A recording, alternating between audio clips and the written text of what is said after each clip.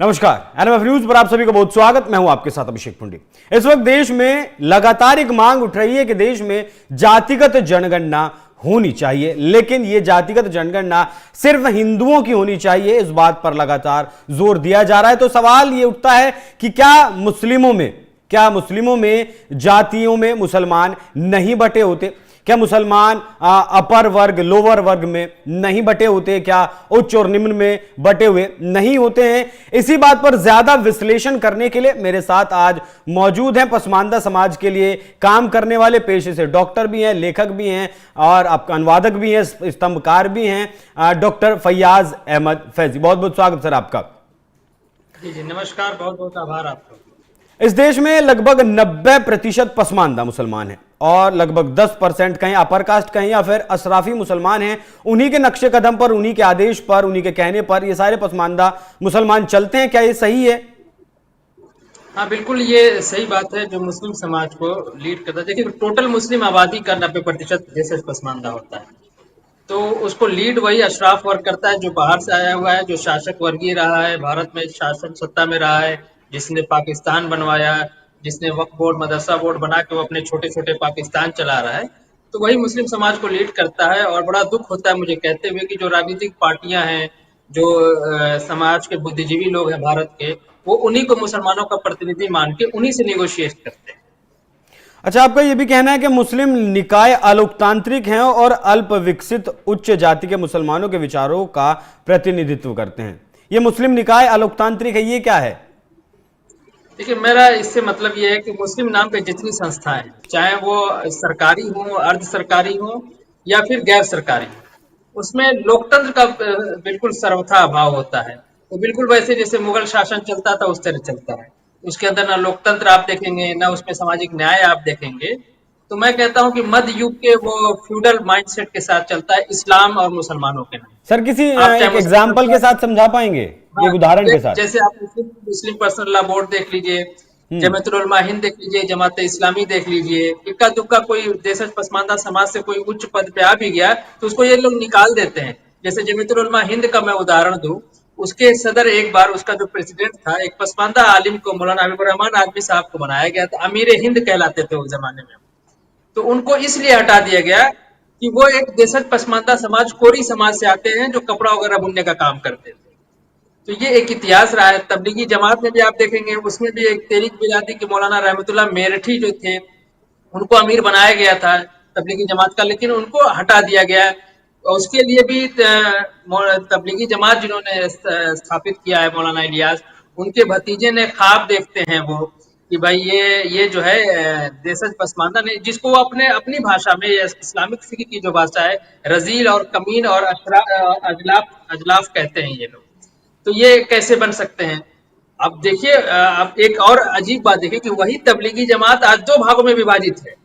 उस वक्त दो भाग में विभाजित नहीं हो पाई अशराफ पसमानदा पे, लेकिन अभी भी मौलाना जोहैर और मौलाना साद जो आपस में रिश्तेदार भी हैं, बहनोई भी लगते हैं, साले भी लगते हैं, एक ही खानदान के हैं, इन्होंने तबलीगी जमात दो भागों में बांट दिया। जैसे जमातुल उलमा हिंद दो भागों में बटा है, एक चचा चलाते हैं, एक भतीजा चलाते हैं। लेकिन बस वो विदेशी अशराफ होने चाहिए, भारतीय मूल का कोई मुसलमान नहीं बन सकता है। ये आम तौर से प्रैक्टिस में भी है और दिखाई भी देता है। ये अशराफ जो मुसलमान हैं ये बाहर के ही हैं, ये आप कैसे कहते हैं? ये इस देश के नहीं, नागरिक नहीं है? भारत में जो बाहर से आक्रांता हैं, जो मुस्लिम धर्मावलंबी थे, वो स्वयं को अशराफ कहते हैं, जो अरबी ईरानी मूल के हैं ज्यादातर। उसमें उसमें जो सेंट्रल एशिया है, उज्बेकिस्तान, तजाकिस्तान, उस मूल के लोग हैं। और आज भी ये अपने आप को कहते रहते हैं कि हम विदेशी हैं, हमने देश पे हुकूमत किया है, भारत को हमारे बाप दादा ने तलवार पे जीता है। तो उसमें सारे अशराफ वर्ग, स्वयं को अशराफ, अशराफ का मतलब ही होता है उच्च वर्ग, जो शरीफ शब्द का बहुवचन है। जैसे हम लोग आम बोलचाल में कहते हैं ना कि फलाना शरीफ आदमी है, तो शरीफ का मतलब कि बाई रेस, बाई बर्थ, वो प्योर बर्थ का, उसको शरीफ कहते हैं। हम लोग तो आम तौर से कह लेते हैं, उसी शरीफ का बहुवचन अशराफ है। तो बाहर से शासक वर्गीय है, ये देश पे शासन किया है इन लोगों ने, इसमें कोई दो राय नहीं। जब अंग्रेजों के आने के बाद उन लोगों को लगा कि हमारे शासन पे, हमारे उस पे सत्ता वर्चस्व पे कुछ जर्ब पड़ेगा, चोट पहुंचेगी, तो इन्होंने इस्लाम को सामने रख के मुस्लिम संप्रदाय करके देश ही बांट लिया, ताकि हम अलग से, हमारी सत्ता पे कोई आंच नहीं आनी चाहिए। पहला देश बांटा, दूसरा देश के अंदर रह के अशराफ का एक धड़ा जो है बंटवारे का विरोध करके अपने अशराफ वर्ग जो भारत में रह गए थे उनको उनको गांधी टोपी पहना पहना के जो है मुस्लिम कांग्रेस में शामिल करा के ये काम मौलाना आजाद ने किया था। उन्होंने सत्ता वर्चस्व को मेंटेन रखा। दूसरा, वक्फ बोर्ड, मदरसा बोर्ड, अलीगढ़ मुस्लिम यूनिवर्सिटी, जामिया मिलिया, ये छोटे छोटे संस्थाएं बना के इन लोगों ने अपने सत्ता वर्चस्व को मेंटेन अशराफ पर। इसीलिए इन लोगों ने किसी भी संस्थाओं में सोशल जस्टिस को नहीं ले आते हैं, डेमोक्रेसी को नहीं ले आते। देखिए, डेमोक्रेसी सोशल जस्टिस से किसका फायदा होता है? जो समाज का नीचे का तबका होता है। भारतीय समाज में या संविधान के अंदर जब ये राज्य बना तो उसमें तो हमें पार्टिसिपेशन मिलता है, हम एजुकेशन में, नौकरी में आरक्षण की वजह से या और भी जो लोक कल्याणकारी स्कीम उसकी वजह से आगे हो जाते हैं। लेकिन जो मुस्लिम संस्था है, चाहे वो सरकारी ही क्यों ना, जैसे वक्फ बोर्ड है तो सरकारी संस्था है, अल्पसंख्यक आयोग है सरकारी संस्था है, और जो मुस्लिम पर्सनल लॉ बोर्ड गैर सरकारी संस्था है। जो अर्ध सरकारी संस्थाएं हैं उसमें भी न आपको सेकुलरिज्म में वो न आपको डेमोक्रेसी मिलेगी और न आपको सोशल जस्टिस। और इसके न मिलने से जो देसी मूल का मुसलमान है, जो 90% है कुल मुस्लिम आबादी का, उसको कोई भागीदारी नहीं मिल पाती। इसीलिए बड़ी आसानी से अपना पाकिस्तान चलाते हैं। इसीलिए इनकी पूरी कोशिश होती है कि जो है डेमोक्रेसी की बात मुस्लिम संस्थाओं में ना उठे, लोकतंत्र की बात, सोशल जस्टिस की बात ना उठे। हम जैसे लोग जो अंदर से मुस्लिम समाज के अंदर से इस बात को उठाते हैं, उनको ये क्या कहते हैं? यहूदी का एजेंट है, आरएसएस का एजेंट है, भाजपाई है। और आप जैसे लोग जब इस बात को उठाएंगे तो सीधा कहते हैं इस्लामोफोबिक है। ये कह के वो अपना एक डिफेंस मैकेनिज्म उन्होंने बना रखा है। और देखिए, एक विडंबना है इस देश की, दुर्भाग्य है कि सरकार जो है, चाहे केंद्र सरकार है, चाहे राज्य सरकार है, या इस देश के जो बुद्धिजीवी लोग हैं, वो सब उन्हीं अशराफ वर्ग से मुस्लिम अफेयर में बात करते हैं। एक आखिरी बात मैं कहता हूँ कि इस देश के अंदर जो मुस्लिम विमर्श है वो द्वीव राष्ट्र सिद्धांत का परिवर्तित रूप है, मॉडिफाइड रूप है। वो मुस्लिम विमर्श, उसको मुस्लिम विमर्श मत समझिए, वो ट्यू नेशन थ्योरी का परिवर्तित रूप है। जी। अच्छा, अगर मैं आज़ादी के बाद की बात करूं, हिंदू समाज कहां पहुंचा और मुसलमान समाज कहां पहुंचा? राजनीतिक तौर पर भी, आर्थिक तौर पर भी, शिक्षित तौर पर भी। देखिए, दोनों में कंपेयर बिल्कुल नहीं किया जा सकता है। हिंदू समाज ने पिछले साल में, मेरे पिताजी भी कहा करते थे, पिछले 100 साल का आप रिकॉर्ड देख लीजिए, हिंदू समाज ने अपने अंदर बदलाव किया, बहुत ही प्रोग्रेसिव रहे। उन्होंने अपने धार्मिक पुस्तकों के विरुद्ध जाके कानून बनाए, सोशल जस्टिस पे काम किया, सामाजिक कुरीतियों पे काम किया। तो 100 साल में हिंदू समाज ने जो अमूलचूल परिवर्तन आप देख रहे हैं, दुनिया के किसी समाज से आप कंपेयर कर लीजिए, मुस्लिम हिंदू समाज 20 छूटेगा। अब उसी के कंपेयर में आप मुस्लिम समाज आजादी के बाद देखिए, मुस्लिम समाज में चूंकि ये मानते ही नहीं है कि हमारे अंदर कोई कुरीति है, मुस्लिम समाज में हमारे अंदर सोशल जस्टिस की कमी है, सामाजिक न्याय नहीं है, कुछ भी अगर हमारे अंदर कोई दोष भी है तो यहूदियों का किया हुआ है, यहूदियों की साजिश है, आरएसएस की साजिश है।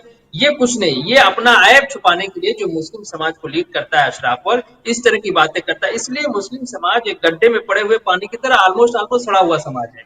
या अगर हम जैसे लोग जो बोलते भी हैं उनको एक बात मैं और बात कहता हूँ, मुस्लिम समाज में एक तो इस तरह के लोग पैदा नहीं होते हैं जो सामाजिक सुधार की बात करें, सामाजिक कुरीतियों पे काम करें, या मुस्लिम समाज के अंदर जो सांप्रदायिकता है उस पर बात करें। इक्का दुक्का लोग कबीर की तरह पैदा हो जाते हैं तो उनको ये जो है विलेन साबित करते हैं। मुस्लिम समाज में इस तरह के लोग विलेन समझे जाते हैं, इसीलिए इस तरह के लोग समाज में पैदा नहीं होते।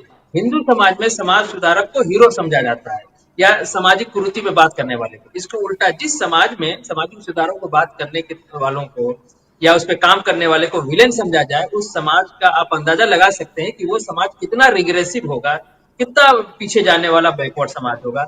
हम लोग जब तबलीगी जमात में मैं था तो उस वक्त हम लोग को कहा जाता था कि हमारी तरक्की आगे जाने में नहीं है, हमारी तरक्की पीछे जाने में, इतना पीछे जाए कि हम साहबा कराम की जिंदगी, यानी मोहम्मद साहब सल्लल्लाहु अलैहि वसल्लम के जो साथी थे उनकी जिंदगी से मिल जाए, यानी हमें मेडुअल एज में ले जाने की बात है। ये बातें खुलेआम मुस्लिम समाज में होती है, तो कोई कंपेयर नहीं है। हिंदू समाज एक स्वस्थ और सुंदर समाज है जो लगातार प्रोग्रेसिव समाज है, जो लगातार आगे बढ़ रहा है। मुस्लिम समाज एक रेग्रेसिव समाज एज होल, क्योंकि इसको जो अशराफ वर्ग लीड करता है वो नहीं चाहता है कि फ्यूडल जो मेडुअल की जो फ्यूडल मानसिकता है उससे समाज बाहर आए, ताकि उनके सत्ता वर्चस्व पे कोई जर्ब न पड़ने पाए, कोई चोट न पड़ने पाए। जी। अच्छा, जो धार्मिक ग्रंथ अल कुरान में लिखा गई है, जो बातें लिखी गई हैं, और जैसा कि आपने बताया कि तबलीगी जमात में जब आप हुआ करते तो पीछे समाज को ले जाने का वो काम करते थे, ये पीछे ले जाकर हासिल क्या करना चाहते हैं? और जिस तरीके से आपने रिफॉर्म की बात की, क्या अल कुरान के हिसाब से रिफॉर्म अल कुरान में हो सकता है? क्योंकि कुरान के हिसाब से ही चलते हैं मुस्लिम। नहीं, देखिए, ये एक बहुत बड़ा विडंबना, कुरान के हिसाब से नहीं चलते हैं। ये जो इस्लामिक शरिया बनी बात है, उसके हिसाब से ज्यादातर चीजें डील होती हैं। उसका बेस आधार जो कुरान है और हदीस है। ये भी बात हम्म। अपनी जगह बिल्कुल तरफ है, लेकिन उसके ज्यादातर इंटरप्रिटेशन है। और अब जो मसलक है, कम से कम सैकड़ों इंटरप्रिटेशन होंगे कुरान और हदीस के। इसलिए इस्लामिक फिक्र देखेंगे कई तरह की है। प्रमुख रूप से चार तौर से इंडिया में भी हनफी मसलक ज्यादा चलता है। हनफी में भी देवबंदी ज्यादा प्रभावी है। जो हनफी देवबंदी का आपको उदाहरण देखना है तो अफगानिस्तान में जो तालिबान की हुकूमत है, वो हनफी देवबंदी टाइप का इंटरप्रिटेशन है उनका इस्लाम का। हम्म। लेकिन मेरा एक स्टैंड ये है कि इस्लाम इस तरह की बातें हो या ना हो, कुरान में सुधार की बातें हो या ना हो, देश को जब हम एक लोकतांत्रिक और सेकुलर देश में रहते हैं, हमारा लोकतांत्रिक और सेकुलर ढांचा है संविधान का, तो हम किसी भी समाज विशेष को आगे लाने की जब बात करें, उसमें सुधारों की जब बात करें, तो हम संविधान में प्रदत्त अधिकारों के हिसाब से उसमें चलने का प्रयास करें। अगर इस्लाम ये कहता है कि सामाजिक सुधार होना चाहिए, तब हम करेंगे। अब मान लीजिए इस्लाम कहता है कि नहीं होना चाहिए, तो नहीं करेंगे। तो क्या हम एक समाज विशेष को उसके धार्मिक पुस्तक से डील करेंगे या संविधान से डील करेंगे? ये एक बड़ा प्रश्न है। मैं लगातार कहता हूं कुरान में रहने दो या ना रहने दो, उससे क्या फर्क पड़ता है? देखिए, संविधान स्पष्ट करता है आपको आध्यात्मिक स्वरूप जो धर्म का है उसी को मानने की आपकी आज्ञा है। सामाजिक और राजनीतिक और सारे मामले संविधान से तय होंगे। नैतिकता, जो धार्मिक नैतिकता हो, वो अलाउ हो सकता है। लेकिन आप ये ठीक। कहें कि नहीं साहब, या वलक से या मनुस्मृति से हम हिंदुओं को डील करेंगे, शरिया से और हिदाया से और फिक़्ह इस्लामी से हम जो है मुसलमानों को डील करेंगे, तो ये नहीं चलने वाला। आप घर में नमाज पढ़िए, घर में पूजा करिए। धर्मों के जो आध्यात्मिक स्वरूप है उन्हीं की अनुमति है। सामाजिक और राजनीतिक सारी चीजें संविधान से तय है। जी। ठीक है डॉक्टर साहब, थोड़ा विषयांतर हो गया। मैं मुसलमानों की जो है जाति में जिस तरीके से वो चल रहा है उस पर जो है मुझे बातचीत करनी थी। जी। जाति में अगर मुसलमानों की भी जाति जनगणना अगर होती है, उसका असर क्या होगा?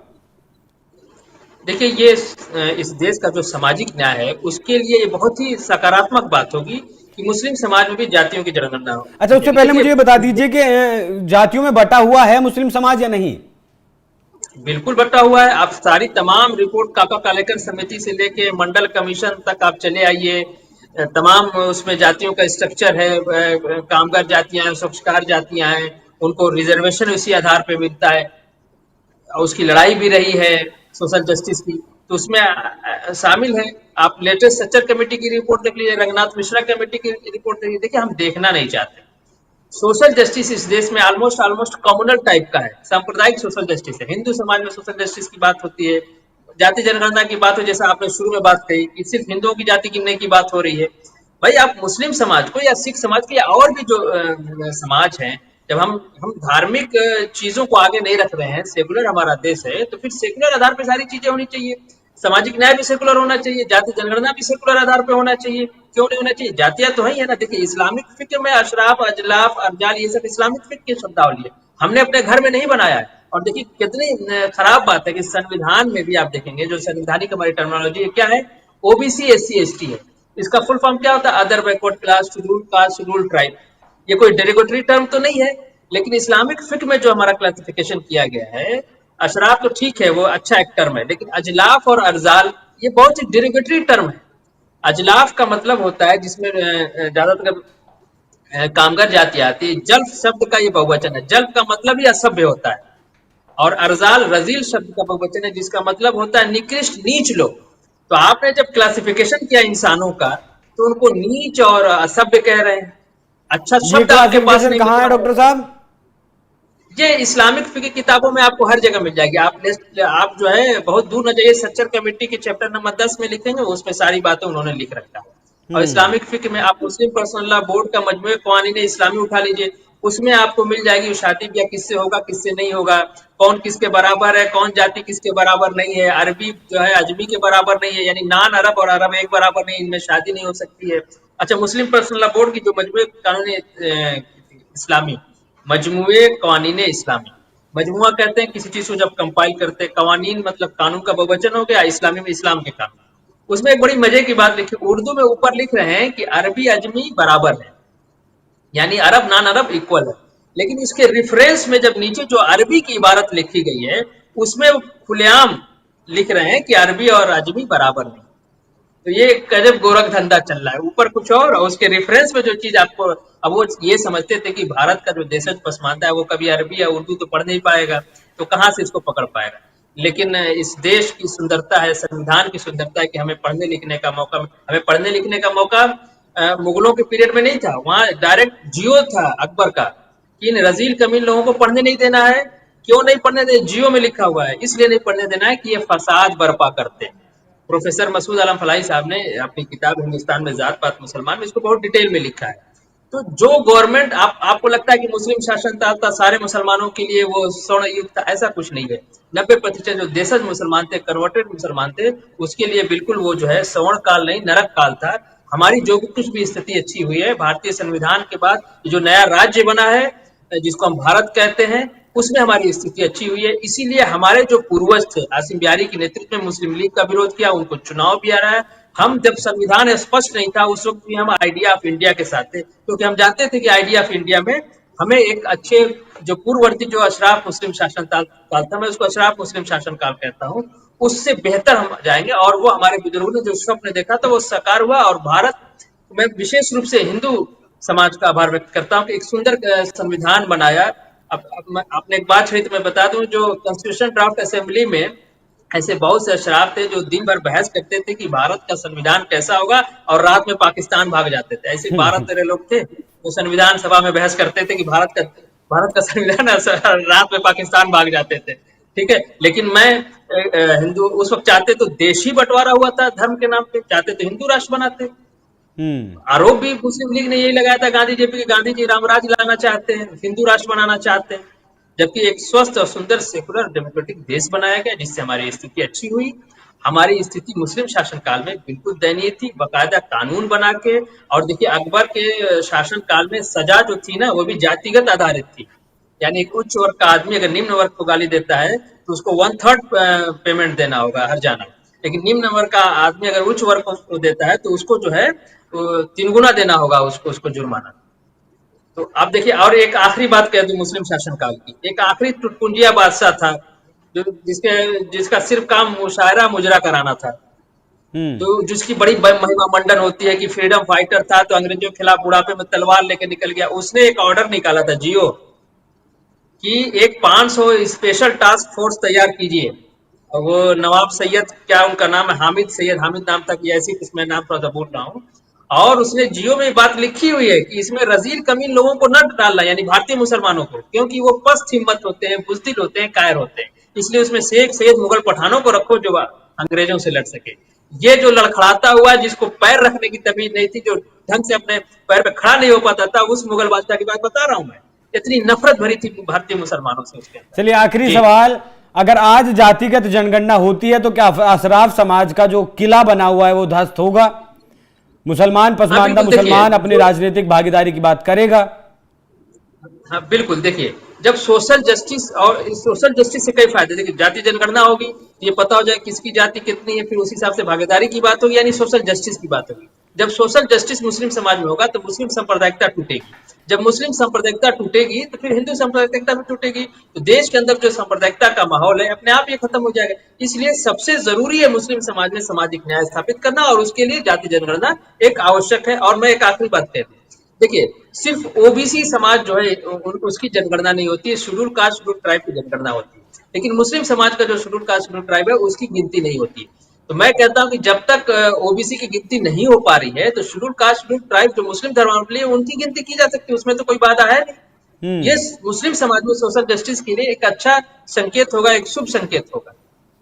जी ठीक है, तो जिस तरीके से आपने जानकारी दी, बहुत बारीक पहलुओं पर आपने नजर डाली और बताया कि समाज में जो सामाजिक न्याय है वो सामाजिक न्याय नहीं मिल रहा, लेकिन उसके बावजूद भी एक मुश्त वोट करना, वोट जिहाद करना, जो आपको समानता दे रहा है, जो आपको सारी योजनाओं का लाभ दे रहा है बराबर समानता के साथ, उसके साथ फिर भी ना खड़ा होना, ये कहीं ना कहीं क्या दिखाता है डॉक्टर साहब?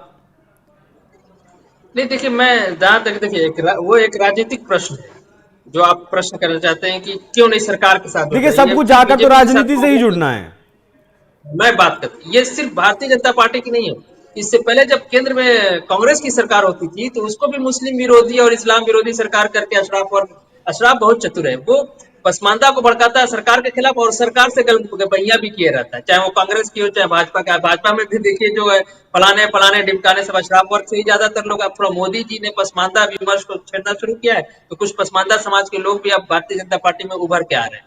लेकिन ये सिर्फ भारतीय जनता पार्टी, ये देखिए हिंदू पार्टी कांग्रेस को कहा जाता था, हिंदुओं की पार्टी है, तो ये कांग्रेस जो भी केंद्र में रहेगी सरकार में, फिर एक हिंदू कह देना, तो ये एक समस्या रही है और इसका सीधा सा हल है सोशल जस्टिस। जब मुस्लिम समाज में वो वर्ग जो देसी है उनको भी डायलॉग में लाना चाहिए। सरदार पटेल इसकी बड़ी वकालत करते थे कि हम मुस्लिम लीग के अशराफ से क्यों बात करते हैं, जो शासक, हम देसी मुसलमानों से क्यों नहीं बात करते, खेतिहर मुसलमानों से क्यों नहीं बात करते, गांव के मुसलमान, ये उनकी अपनी शब्दावली थी भारतीय मुसलमानों की, जिसको हम देशज पसमानदा कहते हैं।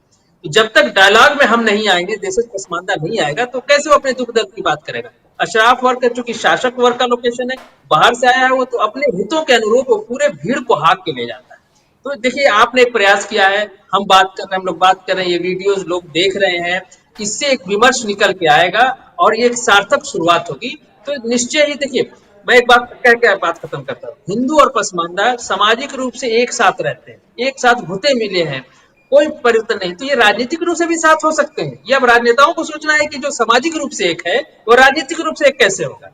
आप देखिए कि राजनीतिक पार्टियां जब गठबंधन करती है तो उनका समाज सामाजिक रूप से एक नहीं होता है, लेकिन वो राजनीतिक रूप से एक कर लेते हैं। जो समाज पहले से ही सामाजिक रूप से एक है, जिसको हम लोग भोजपुरी में कहते हैं मरनी जी, यानी हर चीज उसका एक है, जब वो सामाजिक रूप से एक रहता है तो राजनीतिक रूप से भी एक हो सकता है। ये राजनेताओं को सोचना है कि उनको कैसे एक करना है। जी बहुत बहुत धन्यवाद डॉक्टर साहब, आपने जो जिस बारीकी के साथ इस विषय पर चर्चा की और उन बिंदुओं पर प्रकाश डाला जो बिंदु लगभग बहुत सारे लोग नहीं जानते। तो देश में जातिगत जनगणना की बात जरूर चल रही है, लेकिन जोर हिंदुओं की जाति पर दिया जा रहा है। सामाजिक न्याय की जरूरत है, इस बात को हर एक तबके को, हर एक समाज को समझना होगा। लेकिन अगर हिंदुओं के साथ साथ इस पूरे देश में मुस्लिमों की भी जाति जनगणना होती है, उसके बाद कहीं ना कहीं अशराफ वर्ग का एक जो राजनीतिक किला है वो कहीं ना कहीं उसमें हिस्सेदारी पसमानदा समाज जरूर मांगेगा। आपको चर्चा कैसी लगी दर्शकों कमेंट कर जरूर बताइएगा। धन्यवाद।